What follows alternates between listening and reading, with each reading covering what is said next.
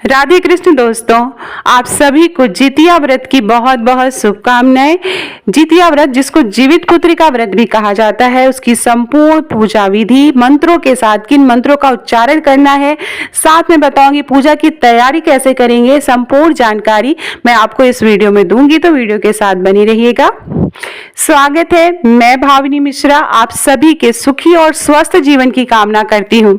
जीवित पुत्रिका का जो व्रत है वह अश्विन मास के कृष्ण पक्ष की अष्टमी तिथि को रखा जाता है। यह 3 दिनों का व्रत है। नहाय खाए, सप्तमी के दिन नहाय खाए से यह व्रत शुरू होता है और अष्टमी के दिन निर्जला व्रत रखा जाता है और नवमी के दिन इस व्रत का पारण किया जाता है। तो बहुत ही कठिन व्रतों में यह व्रत माना जाता है। महिलाएं और माताएं अपने संतान की लंबी आयु और उनकी रक्षा के लिए यह व्रत रखती हैं और इस व्रत को बहुत ही कठिन व्रत माना गया है। तो आइए जानते हैं कि इस वर्ष जीवित पुत्रिका का व्रत किस दिन रखा जाएगा। तो 14 सितंबर को व्रत रखा जाएगा, 13 सितंबर को नहाय खाए होगा और 15 सितंबर को सुबह 6 से 8 बजे के बीच में इस व्रत का पारण होगा। जो जीवित पुत्रिका व्रत की जो पूजा होती है वह अष्टमी तिथि के दिन शाम को प्रदोष काल में होती है। तो वो जो प्रदोष काल की पूजा है उसकी संपूर्ण पूजा विधि मैं आपको इस वीडियो में बताऊंगी और साथ में मंत्रों का उच्चारण बताऊंगी, कैसे संकल्प लेना है। तो सबसे पहले कोई भी पूजा हमें करनी तो उसकी हमें तैयारी कर लेनी होती है। तो आइए मैं बताती हूँ क्या क्या तैयारी करनी है। किसी भी पूजा से पहले उस पूजा की विशेष तैयारी करनी पड़ती है। जैसा कि मैंने आपको बताया, जितिया व्रत में पूजा करने के लिए कई विशेष व्यवस्था करनी पड़ती है। अतः प्रथमतया पूजा की तैयारी के बारे में हमें जानना बहुत ही आवश्यक है। जिस दिन जीवित पुत्र का व्रत हो उस दिन प्रदोष काल में इसकी पूजा की जाती है। पूजा करने के लिए विशेष तैयारी करनी पड़ती है। नित्य कर्म करने के बाद प्रदोष काल में पूजा की तैयारी इस तरह से करेंगे।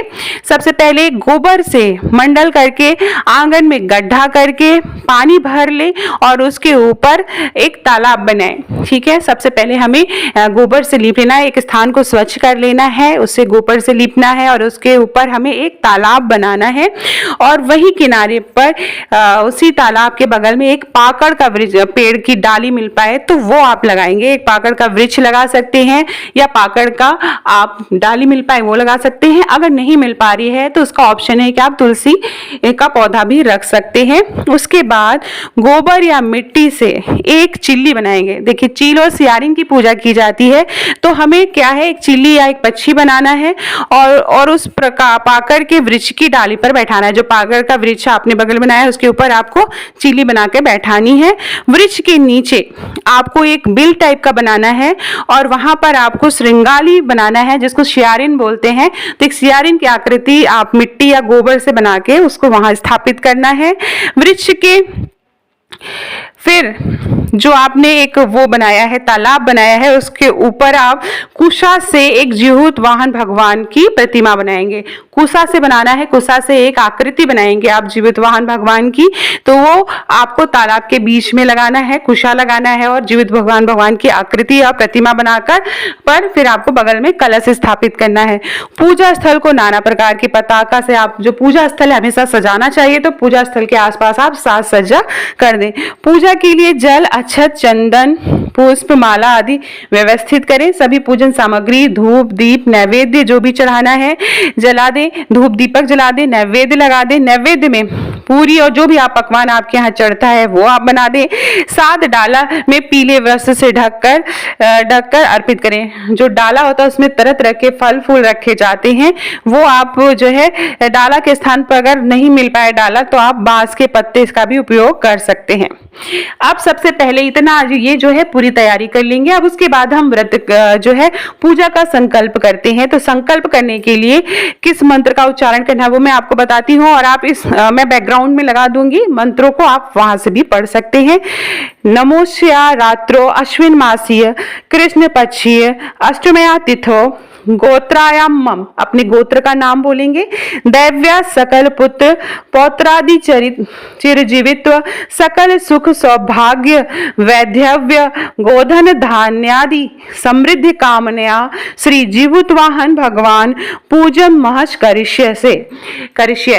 तो इस तरह से हमें जो है जीवित वाहन भगवान का की पूजा का संकल्प लेना है। अक्षत लेके जो कुछ से आपने जीवित भगवान की प्रतिमा बनाई है वहां पर अक्षत लेके वहां पे उनको प्रतिष्ठा करें उनकी, और बोले नमः श्री जीवित वाहन इच्छा गच्छ इह सुप्रतिष्ठितो भव। यहाँ पर आप विराजमान हो, तो इस तरह से जीवित वाहन भगवान को विराजित करना है। उसके बाद उनका आह्वान करना है, पुष्पासन देना है, पुष्प का एक आसन देना है। उसके बाद आप वहां पे जल अर्पित करेंगे। जो तालाब बनाया है उसमें आपको जल अर्पित करना है। गंगा जल ले सकते हैं आप, जल अर्पित करेंगे। उसके बाद आचमन देंगे, आचमन करेंगे। फिर जीवितवान भगवान को स्नान कराएंगे।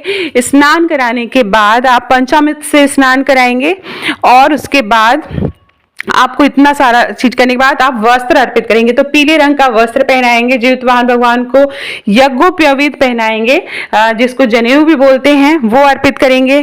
चंदन लगाएंगे, कुमकुम लगाएंगे, अक्षत लगाएंगे, फूल और माला चढ़ाएंगे, और इस तरह से तुलसी पत्र चढ़ाएंगे, दुर्वा चढ़ाएंगे। फिर धूप और दीप जला के रखेंगे और जीवित वाहन भगवान को नैवेद्य अर्पित करेंगे, और जो भी चीजें आप भोग में लगाए उनका आचमन करेंगे। तो इस तरह से जीवित वाहन भगवान की पूजा करनी है। इसी तरह हमें चील और सियारिन की भी पूजा करनी रहती है। तो चील, जहां पर आपने चिली बनाई है वहां पर अक्षत लगाएंगे, कुमकुम लगाएंगे। चिली को सिंदूर चढ़ाया जाता है तो वहां उनको चिली को सिंदूर चढ़ाएंगे, पुष्प और माला अर्पित करेंगे, जल चढ़ाएंगे और पुष्पांजलि देंगे। तो इस तरह से चिली की पूजा करनी है। उसी तरह से सियारिन या श्रृंगाली की भी पूजा करनी है हमें। वहां पे भी हम सबसे पहले अक्षत लगाएंगे, जल चढ़ाएंगे, फिर गंध सिंदूर लगाएंगे, जल अर्पित करेंगे और पुष्पांजलि देंगे। तो इसी तरह से जो पाखड़ का पेड़ है वहां पे भी हम जल अर्पित करेंगे, अक्षत फूल, वहां पे भी हम पूजा स्थल पर पूजा करेंगे। तो इस तरह से हमें पूजा करनी है, और संपूर्ण पूजा करने के बाद हमें बैठकर वहां पर जो है व्रत कथा सुननी होती है। जीवित पुत्रिका व्रत की कथा, जिसमें चील सियारिन की कथा होती है, जीवित वाहन भगवान की कथा होती है, दुखिया सुखिया की कथा होती है। तो मैं चैनल पे डाल दूंगी, तो आप वहां से संपूर्ण कथा आप ले सकते हैं, तो कथा सुन सकते हैं। आपके पास किताब है तो वहां से भी ले सकते हैं। कथा पढ़ना बहुत ही अनिवार्य होता है। कथा पढ़ने और सुनने के बाद हमें आरती करनी होती है। जीवितवान भगवान की आरती करेंगे, चिल सियारिन की आरती करेंगे। देखिए, जो भी पूजा करेंगे सबसे सर्वप्रथम आप भगवान गणेश को जरूर याद करेंगे। सर्वप्रथम भगवान गणेश को याद करते हुए उनकी पूजा करते हुए हमें संपूर्ण पूजा करनी है। तो आरती करेंगे, प्रार्थना करेंगे। उसके बाद हमें क्षमा प्रार्थना करनी है कि हमसे कोई भूल चूक हुई हो तो हमें माफ करिएगा। प्रदक्षिणा करेंगे। तो इस तरह सारी चीजें करने के बाद हम दक्षिणा निकालेंगे। अगले दिन जब हम पारण करेंगे, पारण करने से पहले हमें दक्षिणा निकालनी होती है। तो दक्षिणा में आप जो है किसी पंडित जी या उनको दान दे सकते हैं, तो उसके लिए दक्षिणा निकालेंगे। तो इस तरह से हमें पूजा करनी है। उसके बाद जो भी घर के बड़े हैं उनका आशीर्वाद लेना है। तो ये थी संपूर्ण पूजा विधि। पूजा विधि के बाद जो जहाँ पे आपने पूजा की उसका विसर्जन जो है, सारी चीजों का विसर्जन अगले दिन करना है। किसी नदी में आप प्रवाहित कर सकते हैं, जीवित भगवान चील सियारिन जो भी आपने पूजा की है, फूल माला, या फिर आप किसी साफ सुथरी जगह गड्ढा खोद के वहां पर भी विसर्जित कर सकते हैं। तो ये थी संपूर्ण पूजा विधि। इससे जुड़ी हुई कोई भी क्वेश्चन है तो आप हमसे पूछ सकते हैं मेरे चैनल पे। आपको नीचे कमेंट बॉक्स में पूछिएगा। वीडियो पसंद आए या पूजा की जो जानकारी थी वो पसंद आए तो कमेंट बॉक्स में राधे राधे जरूर लिखिएगा। बहुत बहुत धन्यवाद ये वीडियो देखने के लिए, सुनने के लिए।